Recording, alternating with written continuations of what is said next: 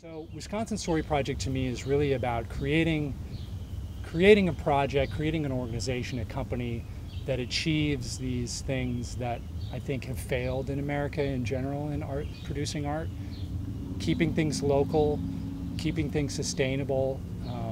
And giving people a place. Like I look at the Wisconsin Story Project as a place. The society is becoming more and more individual, and like you always like schedule to see someone. You know, you don't really bump into each other's houses anymore. You always call and schedule an appointment instead like having like in old villages in Italy, like there was like the piazza, the square, where you don't really schedule, you just go there and there's always someone to talk to, and these are the people you see every day and you share your day every day, and that would be like the ideal goal of the Wisconsin Story Project. Like they would offer a square to go to and tell a story.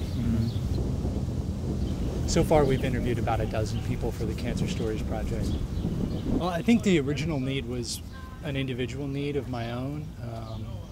I'm a cancer survivor, and when I was going through treatment, that's when I sort of came up with this idea. I was just lying in bed one day sick from chemotherapy, and I just wrote that down. Like that, it just seemed obvious. And then of course not everybody is like that. They don't all have that natural tendency to write about things or talk about things at length with people, but they kind of want to, which is what we've discovered. It's not what you'd expect. I mean, we have a few sort of set cancer narratives of like overcoming great odds, and the Lance Armstrong, he fought it in his amazing will, or the tragic, like they were such a vital person and they, you know, passed away, they succumbed to this awful thing. And yet the truth of it is much more individual and, you know, inspiring in the fact that it is real humans dealing with this, and they're not supermen or women. They're actual human beings, and they make sense of this in their own way. Like that is how we carry on. People want to share. Like if you see how the social networking developed like in no time, and people always trying to sound even smarter or funnier than they really are just to fit in and get into the community, or like trying to say it in 150 characters so I can fit on Twitter and everybody knows, you know, right. Like why can't you just say it, why can't you just say the old deal and stage it and communicate it? And that's what I think like the Wisconsin Story Projects offer. Like it's not just 150 characters. If you have a story to tell, we are the medium and help you. And actually one thing that I liked a lot about the approach they started following from the beginning is that they're very faithful to source. So there's no triggering, there's no twisting the words or trying to manipulate it to feed a goal or to feed an artistic vision.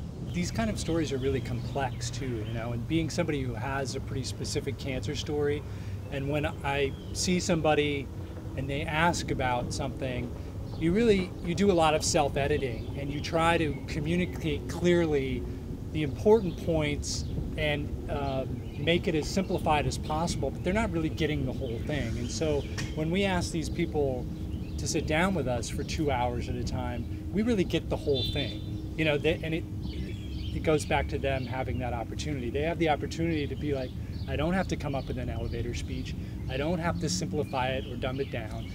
I can tell you exactly what happened, and if I want to spend a half an hour talking about this day in my life when I was diagnosed, or this moment when, you know, my mother died, the day my mother died, or whatever, they can do that. They finally have that freedom to just, these are the important parts, and this is what I really want to say out loud to somebody. When do we get the chance to do that without paying somebody $100 an hour to do it?